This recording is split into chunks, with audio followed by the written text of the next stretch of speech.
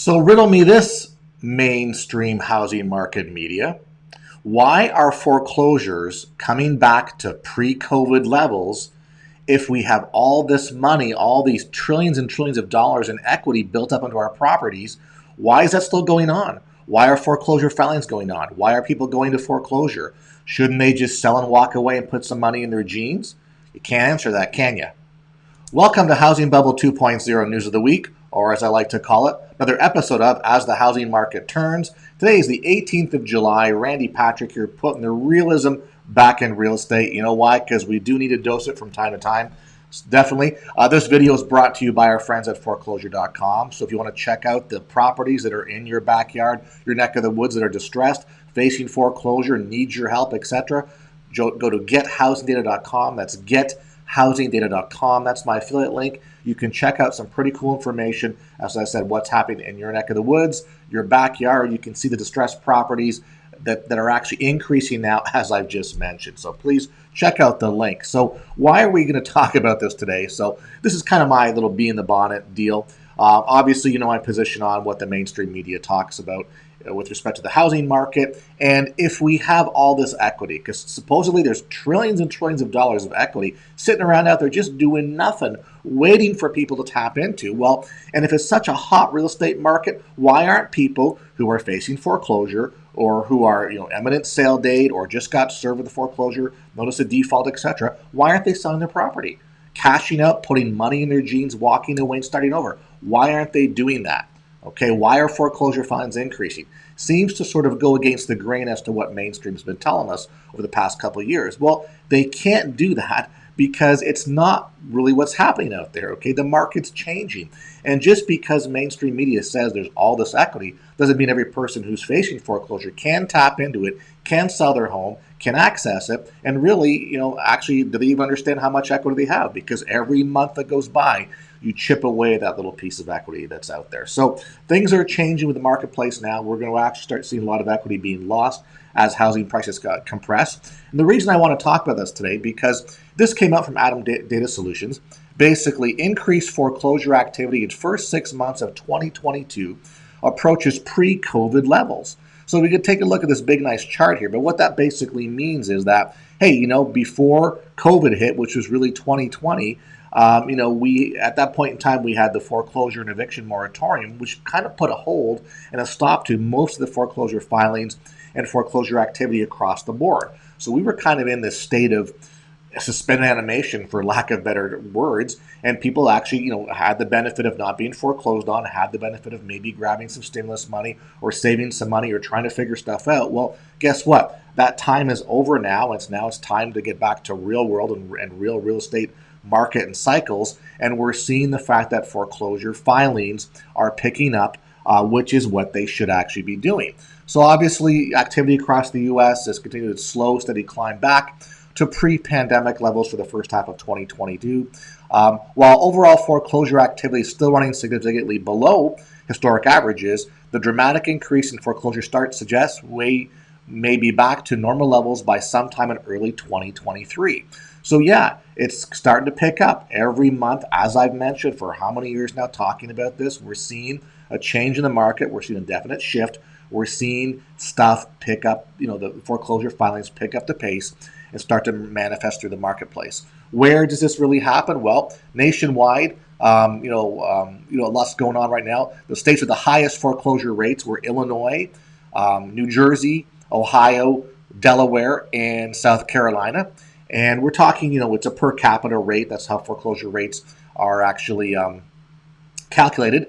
Other states that were in the top 10, Florida, Nevada, Indiana, Georgia, and Michigan. So these are states that we knew about back in the last housing crisis. These are states that had a lot of damage in the back in the last housing crisis. So nothing should come as any surprise to you right now. So for me, it's just replaying what we did 10 plus years ago. Highest metro foreclosure rates where? Cleveland, Atlantic City, Jacksonville, North Carolina, Chicago, Illinois, Columbia, South Carolina. Look at other locations like Rockford, Illinois, Lakeland, Florida, Akron, Ohio, Fayetteville, North Carolina, and Trenton, New Jersey. So we're seeing, states increasing. We're seeing specific metros in various states increasing at a faster than average clip. Foreclosure starts were up 219% from last year. So now I get it. So when you see the 219%, yes, it's a dramatic increase, but we have to caveat that and go, you know what? It's because we didn't have much going on last year. So when we see a surge, it's going to show up from a percentage perspective as a big number. And we get that. So you know what? I mean, as I said, I realize what's happening. All I'm suggesting is that we're getting back to shortly, which would be a normal foreclosure cycle. You see, so I believe what's happening, and a lot of people I've spoken with, it's the backlog. They're going back and taking care of the backlog now in preparation of what's going to happen in the future. So let's get these things refiled or restarted, cleaned up, because we're going to get a wave. That's kind of what the lenders are doing. States that saw the greatest number of foreclosure starts in the first half, we're just talking peg count, California, Florida, Tennessee, Illinois, and Ohio. So that's certainly increasing. It's important to note that many foreclosure starts we're seeing today, that we're seeing right now, is on loans that were either already in foreclosure or who were more than 120 days delinquent prior to the pandemic. So I agree with that. So stuff that was going on behind the scenes prior to the pandemic, people got a bit of a free pass, which hopefully they benefited from. Now, what he's saying also here, this is the dude who is the VP, executive VP for Realty Track. He's basically saying many of these loans were protected by the government's foreclosure moratorium, which we agree on, or they would have been foreclosed on 2 years ago, which, yes, we agree upon that. There's very little delinquency or default activity that's truly new in the numbers we're tracking. That's because of how we get to play with numbers. So all these new foreclosure filings, they're starting up now, and all these forbearance people and stuff and loan mods, they got to work their way through the system and become foreclosure activity. They will, trust me, they will, but right now they're not showing up. So don't get lulled to the false sense of security because we have increasing the foreclosure activity, but the delinquencies are down. I think it really is just based on the fact of how they're reporting or not reporting delinquencies. Simple as that. Now, let's take a look at, we'll go down, I guess you could say, the overall list here of all the states to see where things are at on a peg count basis. Okay, so we're talking about the foreclosure market data by state. So I just highlighted some of the larger peg count, certain state activities. Coming in at number 18 of the 50 was Arizona, 3,200 properties with filing. Clearly, California with 16,000 properties that were filed. Florida, 17,000. Georgia, 5,700, which is a pretty good number there. What else we got going on here?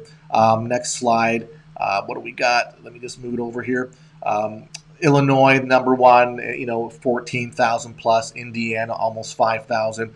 Michigan, 5,900. So these are, actual filings. Nevada, 2,200. New York, 7,600. North Carolina, 4,900. Ohio, 11,000. Pennsylvania, 5,500. South Carolina, 4,500 and change. So we can see that. Texas, 11,000 and change. So we can see that specific states are sort of leading the way here. And this is the filings that they have and how they rank. Now, just looking at this last sheet here, Tennessee, 1,900. Virginia, 2,900, Washington, 1,300, Wisconsin, 1,800. So, not a huge number, but still we're seeing a trend, we're seeing a change. So for all of you out there that either, number one, looking for a primary residence, two, want to get into the investing game. If you're a real estate agent, you go, I'm having a hard time getting listings or doing something for my buyers. Well, this is the market to look at, all right? This is such a highly underserved market from both the real estate purchase / investor side and the real estate agent side that you can see the peg counts are going up. Each peg count is a property opportunity as far as I'm concerned. Each foreclosure filing could result in a purchase, a short sale, etc. And it doesn't have to go to foreclosure and cause havoc and chaos for the homeowner. These can be saved and these can be turned into deals where everybody wins, everybody gets ahead of the game with respect to not having a foreclosure on your record, maybe having some money in your pockets, getting new property, earning some income along the way. So you can see that when we're doing real estate, it certainly helps out a lot of different people in all sorts of aspects of the whole transaction.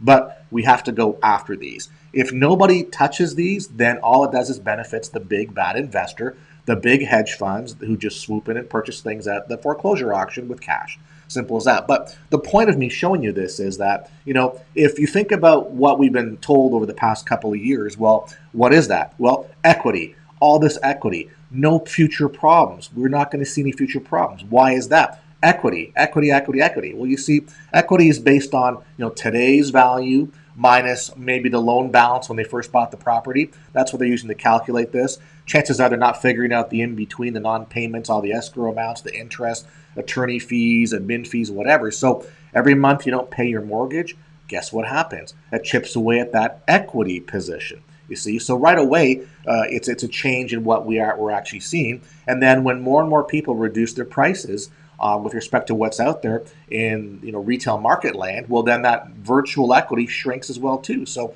they even have less equity or they're underwater. So ultimately, that's why this is such a misleading factor. So I always go back to the fact going, why can't people jump in? Why can't they get out of their problem? Why can't the house solve its own problem? Well, because this is what the real reason is, and people don't really want to talk about this, and they gloss over it. Well, when you're out in the field and you're dealing with homeowners directly, like I am, every other day basically, and talking to them and understand their situations, this is what's going on. Equity does not equal cash flow.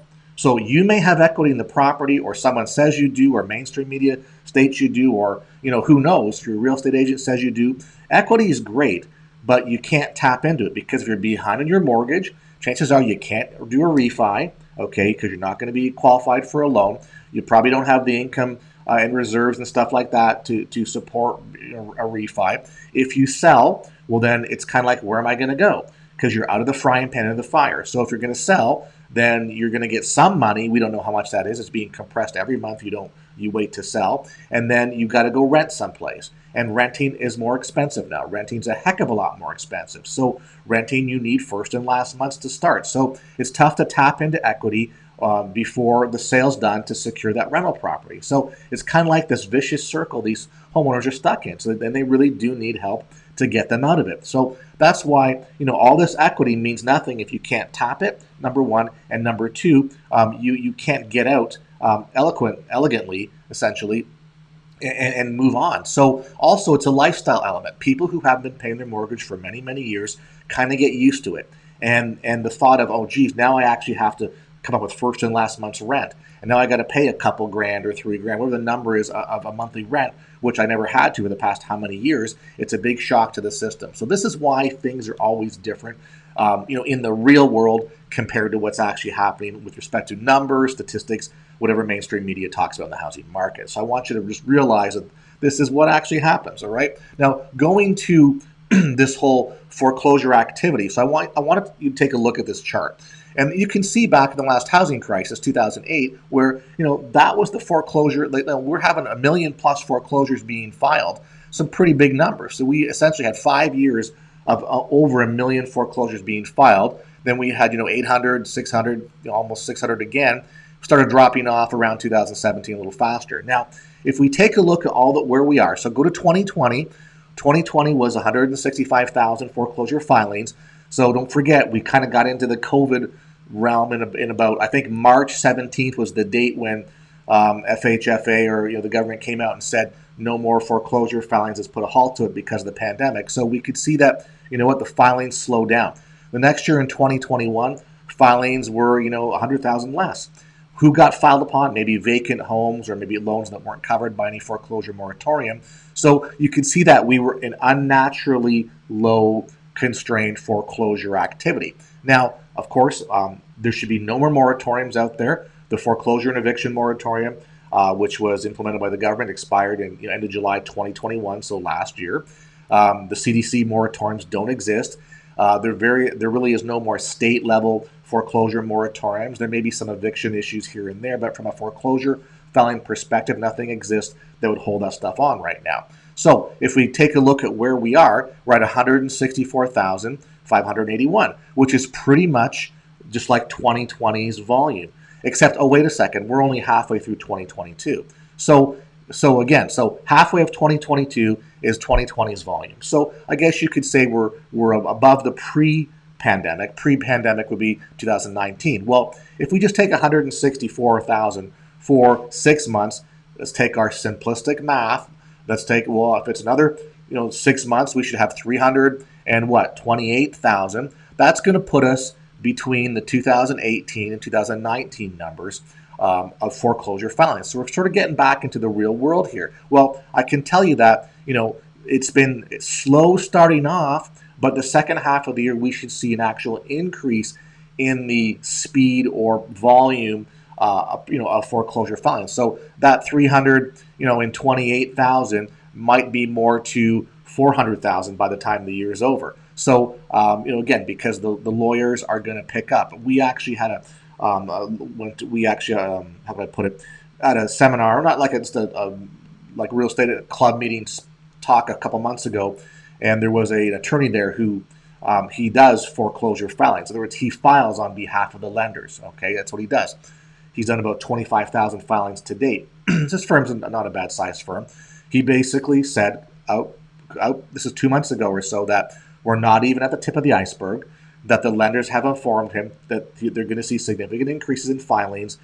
He's probably going to need to staff up for this, and we haven't seen, this may be like the last housing crisis, and we've got a good 3, 4, 5 years of this coming through right now. So that's, to me, just like where we were in 2007 and 8, where things are starting to change. Foreclosure filings are starting. We're going to start, it's going to hit the fan pretty soon, and we're going to get kind of swamped with all the stuff that's actually happening. So I actually believe that. And again, when you hear an attorney who does that, that's his business. When the lenders tell him we're not even at the tip of the iceberg, things are going to happen. All right. So I predict that, maybe we'll get to maybe 360 to 370, maybe even 400,000 filings for the year. Well, if we're in that 400,000 range, puts us between 2017 2018, which to me is pre-pandemic, which is a pretty good number, which is going to get us sort of back on normal foreclosure activity volume, which means there's going to be a lot of opportunity for everybody in that. Now, personally, I expect we're going to be, more towards housing crisis issues as far as volumes are concerned, and it's going to take us 3, 4, 5 years to get through some of this stuff by the time all the waves of foreclosure activity hits. So just keep that in mind. So again, the point though is that our activity is getting to be pre-pandemic, pre-COVID, pre-pandemic level, which means stuff is happening in the marketplace, but people aren't selling their property like everyone said they were to cash out and fix their problems. So again, mainstream media, who knows what they're talking about, right? Anyway, just as a quick side note here, looking for real estate agents in Florida. Join my team. I'll teach you how to do this stuff. It'll be a lot of fun. Eventually hit other locations across the country. The short sale program is back for a limited time. Why? Because it's picking up now, you see. So now it makes sense to actually get involved in this. And I'm working on, as I always say, my Mondo foreclosure fortune deal, which will be released. Anybody who's in my program now will simply migrate to that. So get in now at the better price, and jump on the opportunities. Obviously, I have a real estate investment club here in the Tampa area. It's called My Tampa Real Estate Investment Club. Go to meetup.com, look for it. It's a group.